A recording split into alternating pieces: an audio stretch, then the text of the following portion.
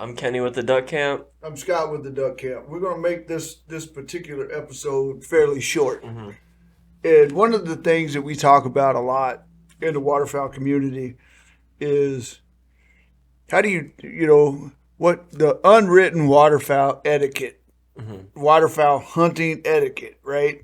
And so we're just going to talk a little bit about that. And the way I try to describe it to people is, what do people do to not get asked back? Are we talking about like on guided trips or just hunting in general? Hunting in general. Guided trips is one thing, but hunting in general, this is my opinion. Mm-hmm. There's some absolutes, Mm-hmm. right? If you get invited to go duck hunting with somebody, whether it's public land, whatever, right? If you're invited, you should not automatically assume that you get to take your dog Or other people. or other people, and you should show some respect and probably not take your duck call. Yeah. You being invited to go with someone who's probably put into work to go scout or put into work to go lease his ground, whatever. And it is crazy to me how people show up and they don't respect the people around them. Mm-hmm. You know, from a guide standpoint at duck camp, we very, very rarely mix groups. Yeah. Like, we go out of our way to make sure that if we hunting with four dudes, all four of them dudes know each one other, another. yeah. And I got so many horror stories of people coming out, hey, you want to go duck hunting this weekend? I got some ducks. Won't you come with me? Can I bring my dog? Well, like, number one, Brahm's different, Yeah. right? My dog is different. I can put my dog 40 yards behind us in a kennel and leave him there and know that he probably ain't going to ruin the hunt for us. Mm-hmm. And, I tell people this about people's dogs. It doesn't matter to most duck hunters whether or not your dog can actually retrieve a duck. But if they are not well behaved, you probably ain't getting asked back. And I don't think enough people think about that, right? In the off season, like, will my dog sit and stay and be quiet? Will it? Does my dog whine all the time? Oh, drives me nuts. Drives me nuts. And so, and when the ethical part of it, like, don't be that guy that's got to shoot first. Before the shot's called, yeah. We both experienced that, right? Or the guy yelling. Oh, you want to drive me nuts. You know how many times I've been in the duck line, I be blowing a duck call, I got 10 ducks coming in, and the dude on the far left going, ducks on the left! Now they all gone. I mean, come on, man. And I believe there is a thing called duck fever, right? We all talk about buck fever and people missing deer, but I don't understand how people get so excited about shooting a duck. They just get so excited they can't handle it. They just adrenaline. I don't know. I don't know. What's your pet peeve when you ask somebody to go hunting and they come with you? If it's not the dog thing, probably the duck call thing. Just like, especially out here, like when I'm guiding, I made the mistake of telling somebody that they can call, and it kind of almost like ruined everything. So I had to tell them like, hey, stop calling now because it's that bad. But I usually try to be nice. Like, it's their trip. I try to make everybody's hunt the best hunt they've ever been on. So well, and that's guiding, but we both hunt for fun too. Yeah, exactly. Right? I love to hunt for fun.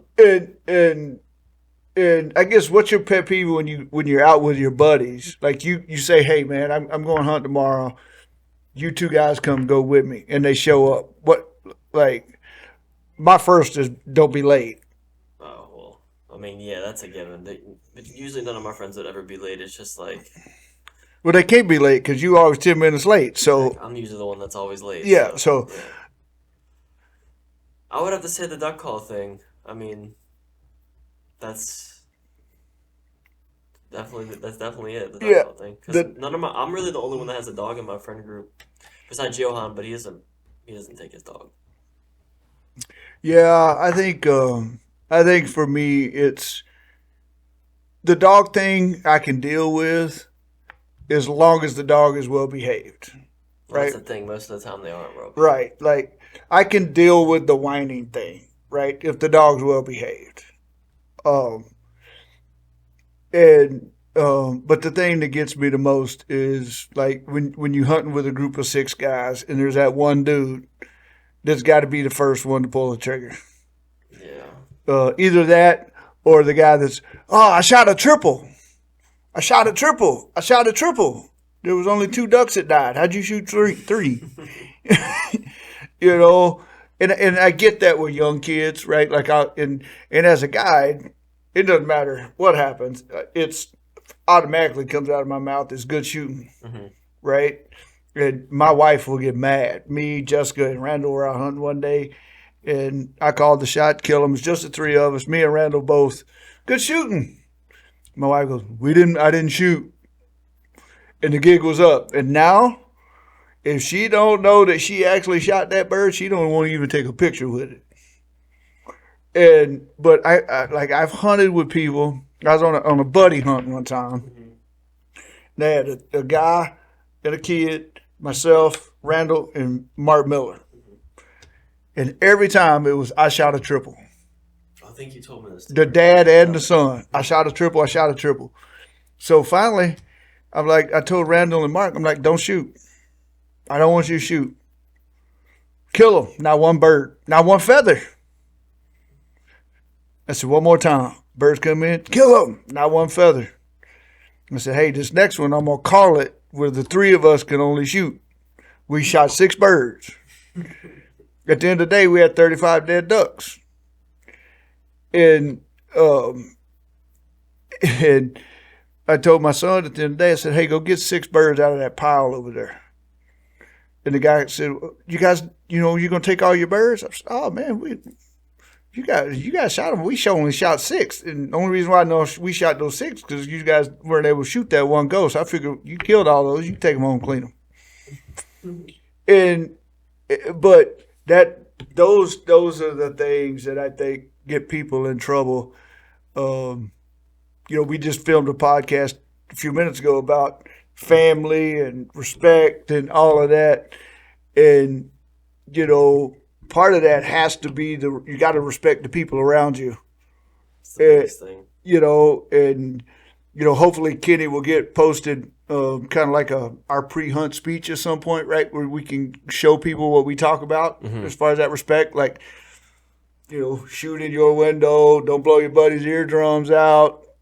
I have a good one. I just gotta edit some parts of it out. And, but like, and people don't understand they ruin them. Like when we hunt swan suits, sometimes we're sitting on a bucket, right? Looking down like this. And I'm not going to call the guy out, but if you watch this podcast, you'll know who I'm talking about. And, but we were on buckets one day and we had birds circling, and all of a sudden he just kind of couldn't help himself, looked up, didn't have a mask on. 20 ducks just flew off into the air. And, and, and some of that is excitement, right? But when you go out with a group of people, if everybody's got the same mentality of I want you to have a good time and I want you to shoot birds, and you have the same feeling towards me, we ain't gonna have no problem. But if you go out there with the attitude that I'm gonna shoot every duck that flies, and I just want to pull the trigger, especially if you buddy hunting with 4 buddies and there's no money exchanging hands, You're not coming back. Yeah. you're gonna find yourself hunting by yourself a lot. And but that waterfowl ethic gets into a lot of other stuff. We talk about some other podcasts about respecting the group that's Hmm. next field over, and Yeah. but that the A duck good, call, a good example of that would be that Don's, that group, yeah, like a respectful group. yeah, they were respectful. We were respectful. Everybody got to shoot plenty of birds. Yep. Um, and a lot of times, if you're just nice and respectful, you wind up meeting some pretty cool people. Mhm. But yeah, there's some definite things you shouldn't do. You know, especially if you are being invited. Before you blow a duck call, you should ask, "Hey, do you mind if I bring my duck calls?" Nope, don't mind at all. And a lot of times, even if people are good at it, you know, if I know them, I might Yeah, say, "Hey, let still me bring help. it. Yeah, Yeah, let me help you. you Let can me blow it when teach there's no you." ducks around and maybe practice a little bit. Yeah, and I take people and say, "All right, don't call right now."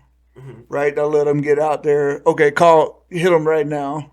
You know, um, but there's some people um, that just should practice more. Um, but don't be that guy. Don't be that gal. If you get invited to go on a duck hunt, go with the idea of being respectful and make sure your dog's trained. If you want to blow your duck off, make sure you practice. Don't be that person that says, "I got it, I got it. Did you see me kill it?" You know, don't be that person. We all know. Uh, and, we know who shot what. It's okay.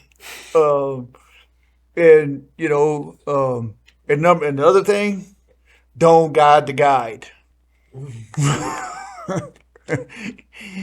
um, yeah, don't guide the guide. It doesn't bother me very much because I'm just going to do whatever I want anyway. Yeah, you're on my trip, so. Um, but I know I talked to a bunch of guides and that we all talk about it. Like I had this dude that wanted to ask me why I set my decoy spread up like that and blah blah blah. And if you're that person that tries to guide the guides and you have a really good hunt, you want to come next year, they might be full when you call. And Yeah. but yeah, don't guide the guys. That's never a good thing. And if you have a bad experience with a guide, just don't go back. And it happens to everybody. But waterfowl hunting is supposed to be fun. It's supposed to be a community. It's supposed to be family. Treat everybody that way, and we'll all have a lot of fun doing it. I agree. All right, thank you, Kitty. Yep.